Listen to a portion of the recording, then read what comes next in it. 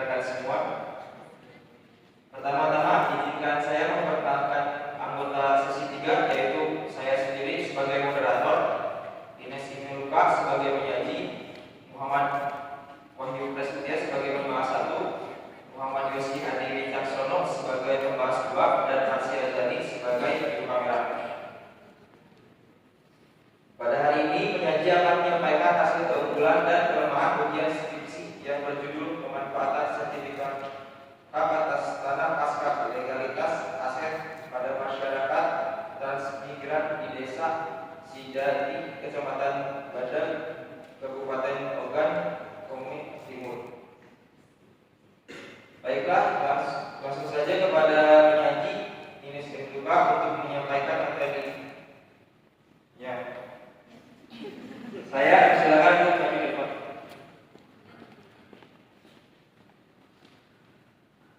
Assalamualaikum warahmatullahi wabarakatuh.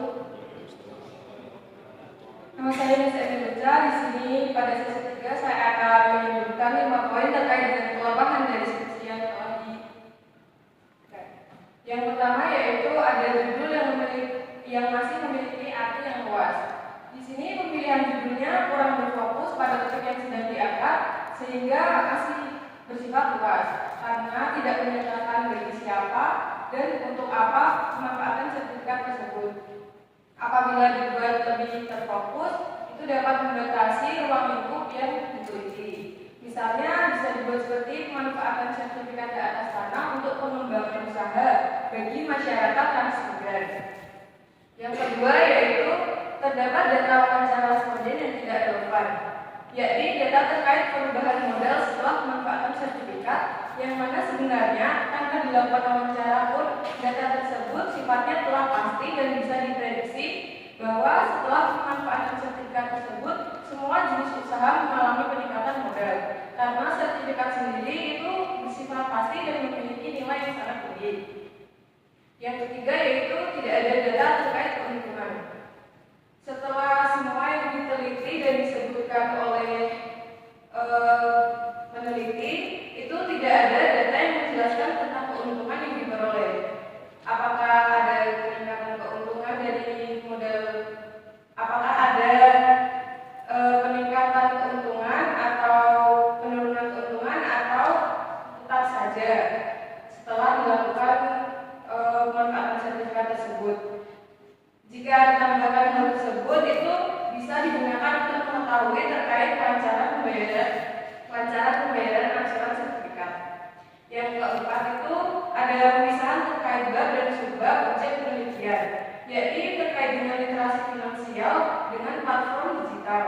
Karena kedua hal tersebut masih saling berkaitan antara satu sama lain, penggunaan platform digital dapat dimasukkan ke dalam literasi finansial pada bagian pengetahuan keuangan lanjutan. Yang kelima yaitu penggunaan metode pengumpulan data. Di situ disebutkan bahwa metode pengumpulan data yang digunakan adalah metode kualitatif dan kuantitatif. Sedangkan pada apa yang dibahas dalam pertanyaan atau pada tujuan penelitian, semua merupakan unsur dari metode kualitatif dan tidak ada sama sekali terdapat unsur dari metode kuantitatif. Sekian dari saya. Terima kasih kepada penyaji untuk materi yang telah disampaikan. Baik, selanjutnya saya persilakan pembahas 1 untuk maju ke depan menyampaikan argumen atau tanggapannya mengenai materi yang telah disampaikan.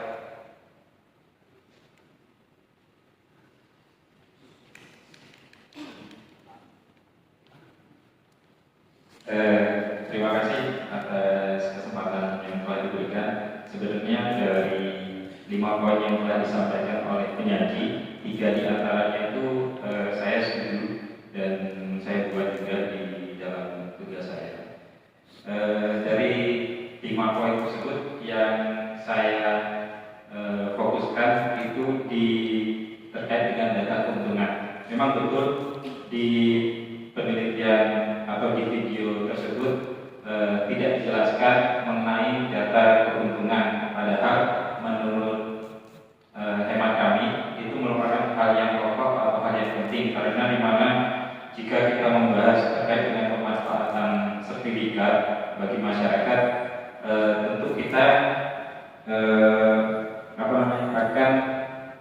tidak terlepas dari keuntungan, baik itu sebelum pemanfaatan maupun sesudah pemanfaatan. Di mana pada video tersebut disebutkan bahwa keuntungan tersebut ditandai dengan perubahan modal yang menyebabkan peningkatan biaya produksi. Namun menurut saya hal tersebut belum tentu menjelaskan, karena masyarakat itu harus membayar bunga pinjaman, baik itu juga jika ada peningkatan usaha, bisa juga nanti membayar karyawan dan lain sebagainya. Jadi perlu dibahas secara mendalam bagaimana pemanfaatan sertifikat ini membawa keuntungan bagi masyarakat. Kemudian berkaitan juga dengan sebenarnya kalau dibahas secara mendalam terkait dengan data keuntungan tersebut, mungkin bisa terkait dengan metode penelitian. Jika dibahas sejauh mana keuntungan atau yang Bapak sampaikan tadi, bonus, sejauh mana, seberapa banyak keuntungan tersebut, mungkin bisa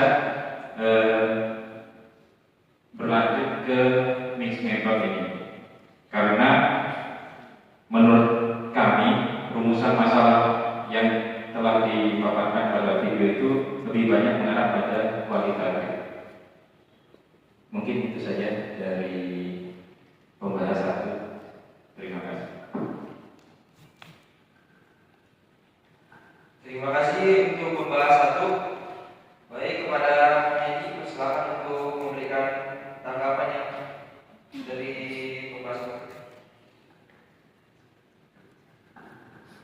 Terima kasih atas tanggapan yang telah diberikan.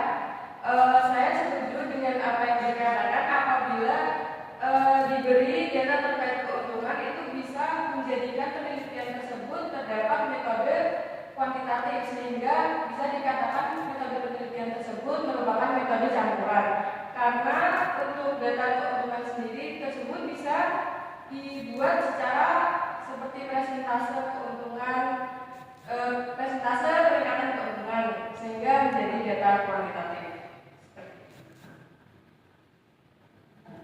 Ya, selanjutnya dipersilakan kepada pembahas dua untuk menyampaikan argumen atau tanggapannya mengenai materi yang telah disampaikan.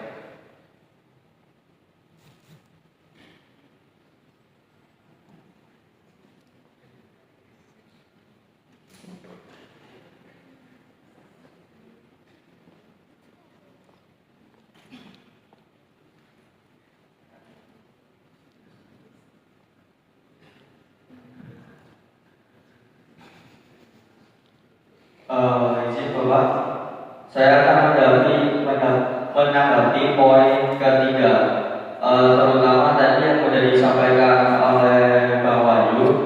Saya akan menanggapi secara singkat saja tentang tidak adanya data keuntungan. Untuk itu data keuntungan sangat perlu, yang orang yang memiliki usaha karena terkaitan dengan modal, keuntungan dan biaya operasional. Karena untuk mengetahui setiap bulan atau ada setiap tahunnya ada peningkatan atau penurunan terkait usahanya tersebut. Jadi untuk hal itu bisa ditambahkan atau untuk dibuatkan data yang lebih terperinci.